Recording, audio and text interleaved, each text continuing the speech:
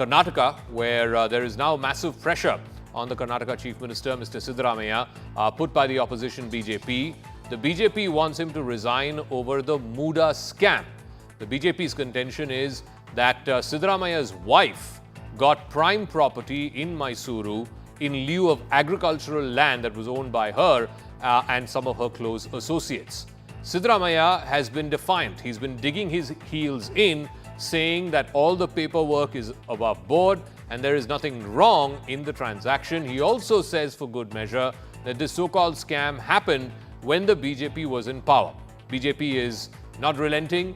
In fact, last night, all BJP MLAs camped out inside the Vidhan Sauda. They were seen sleeping there in their duffel bags with their blankets and bed sheets and all of that. And today again, they sloganeered and raised their voices against Siddaramaiah, wanting him to step down on the back of this MUDA scam. So then the question is, what is going to give? Remember now, the BJP is saying that they will undertake a Padyatra from Bengaluru to Mysuru. And the Congress is going to counter that with an opposite Padyatra that will come from Mysuru to Bengaluru. So between an attacking, relentless BJP on the one side and a defiant Siddaramaiah on the other, what will possibly give?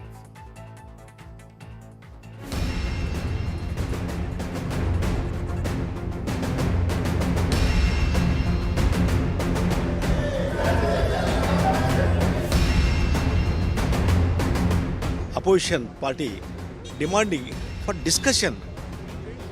They are avoiding discussion shows prima facie case that they are culprit. तो स्वयं मुख्यमंत्री खड़े होके लूट रहा है कर्नाटक सरकार के पैसे को. We have already demanded Mr. Siddaramaiah should step down. SIT is taking an investigation. Now ED, CBI has entered. We said we are not able to stop them. They have right to come. All CBI, ED, Income Tax, Election Commission, even all other institutions are demoralized by BJP government.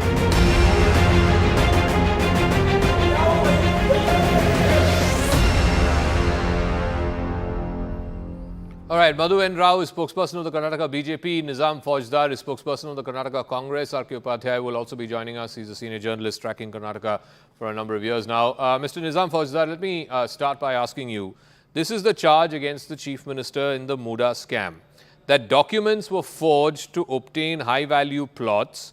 A complaint was filed as far back as 2013 against the Chief Minister, his wife and 9 others.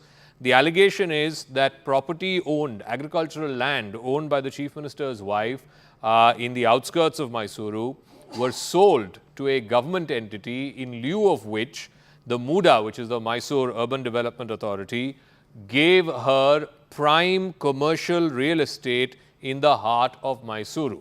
Now, please explain why the Chief Minister is not clarifying his position on this and why the Chief Minister and the government are not allowing a discussion in the assembly on this alleged scam.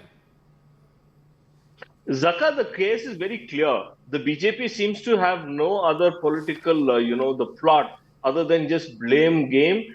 The documents which are being produced today is in open public in the last 10, 12 years.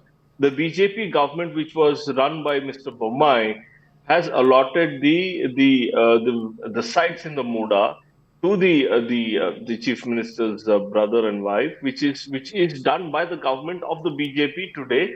But they are not talking of the scams that the BJP has done in the Karnataka. The 6.6 lakh hectares of land which was denotified by Mr. Ashok as a revenue minister is basically absconding from that discussion. Today, they are basically trying to, put the government down just by saying that, there's a MUDA which has happened, the MUDA scam which has happened. The question today is, how did this land get, the allotted to X party by the BJP government, and today when they are in the opposition, they are raising havoc as if, the whole world has come to No, but Mr. Fauzdar, let's discuss that also. You opened it up in the assembly, have a discussion. When they attack you with MUDA scam, you attack them with what you'd say is Mr. Ashok denotifying land? Why are you not allowing the discussion to happen in the assembly? We are very clear, though. Let them discuss as much as they want. But they are simply trying to put the whole blame on the Congress's government, which is not right and which is not correct. Okay. This has happened in the BJP's government tenure, and the BJP needs to answer how did this happen? How So, did they do it? let me- Why did they do it? And why are they even asking that Let me question ask. today? Let me ask Madhu N. Rao. The Congress's contention, and the Chief Minister said this on multiple occasions. The initial paperwork for this was moved way back in 2013 when the BJP was in power. The allotment happened not when Siddaramaiah was Chief Minister, and finally the land, this exchange, happened again not when the Congress party was in power. So then for you to raise this now, 10 years later, is rather rich. Zaka, good evening. I think my friend, the Congress spokesperson must have been tutored to talk in a particular way. But let me tell, why are we going 2013? Give me a minute. I will tell the history from 1991. Let me tell this. 1992, there was a 4-1 notification, which is a preliminary notification under the land acquisition which take place. And the land belonged to one person called as Ninga. He is a ST person, scheduled tribe person. And the land was granted to him under 1980s. 1997, there was a final notification which took place. After 1997, Siddaramaiah, who is now the Chief Minister, was the Deputy Chief Minister from 16/5/1996 to 22/7/1999. Why did he denotify the land in 1998 is the first question which we are posing. He is talking about the 100th step. I am asking the first step in 1998. How could he denotify when the land belonged to MUDA and all the money has been given and the award has happened? He was Deputy Chief Minister from 28/5/2004 to 5/8/2005. And what happened during that time? There was an allotment, rather to say, of the land from MUDA to Mallikarjun, who is the brother-in-law. How could there be a MUDA coming in the RTC? I mean, once the property belongs to MUDA, that is done. What is the Congress government is very clear that they want to usurp the land whenever they are in power. There have been a number of violations which has taken place during this No, but period. Mr. Rao, The in question is- 2013, when Yediyurappa was in power, that's when the actual allotment happened. So how do you explain that? And Zaka, what were you doing we are between talking 2013 of- and we are talking 2024? of- It's we are 11 years talking now. of- We are talking of 80th step and 89th step without even talking about the first step. How No, would no, we know in but 2013 the- that They this have has no happened? question, One they have minute. no answer. One second, let him They have finish. no moral Let him right finish. to Let even him answer. finish. Kindly Let him listen finish. to me, Let him sir. finish. Yeah, let him Kindly finish. listen to me, sir. The point of fact is, how could Mr. Mallikarjun even give the property to wife of Siddaramaiah on 2010 when it was not your property? Sir, they Now, are this is brother what and we are sister. questioning. Between family members, you can give property. Come on. It was not your property because it was the property of MUDA. The question is, Zaka, it is very simple. The Chief Minister, Mr. Siddaramaiah, who claims to be the custodian of the Constitution and he takes oath under the Constitution, has done this whenever he was a Deputy CM and CM. I mean, this is really shocking. Okay. A person who is champion of SC/ST cause can take away Let the me land ask of an R.K. SC/ST. Upadhyay. You know, the moot point is what is the politics of it and what is the political fallout of this? Siddaramaiah generally is, at least his political perception is that he personally, there have not been any great allegations of corruption against him. He's been in public life for a large number of years now. This is perhaps the first time that his direct family members, his wife's brother, are directly under the lens for this parcel of land. Does his defense that this was allotted when the BJP was in power cut ice? And more importantly, is the Chief Minister facing the heat from the BJP, asking him to step down, or does he still have both the support of a large majority of his MLAs and a support of the High Command? Is his kursi under threat, is the question. Yeah. R.K. Upadhyay. His kursi is definitely under threat because I feel that it's for the first time that he's facing a allegation of this nature against him. So there have been some certain allegations when he was in power in 2013 to 19 also. We know that Arkavati denotification was a scam, but that was not him personally involved. Here, his family members and the facts of the case have not been denied. Mr. Siddaramaiah himself has admitted that his wife Parvati has taken 14 sites in lieu of those land that was taken away by MUDA and all that. So those facts are known. But why did he allow this to happen? And what was he doing that, when he was in power? Okay, he says that, this land was allotted when BJP was in power. But then he has been in power between 13 and 18 and then again now. So how did he allow this thing to happen? And when the whole thing came into the open, and also I would like to go into how this thing has come out now. Soon after the Lok Sabha elections were over, there was a demand from Shiv Kumar's side that Siddaramaiah should step down and make way for Shiv Kumar to take over the chief ministership. This came from Vokkaligas here, Mr. Chandranath Swamiji. So, immediately after that, we find two scandals tumbling out of this government. One was this Valmiki scandal and this MUDA scandal. And this MUDA has been there for more than 20 years. It is not just Siddaramaiah's wife who has been a beneficiary. There have been hundreds of beneficiaries who are all VIPs.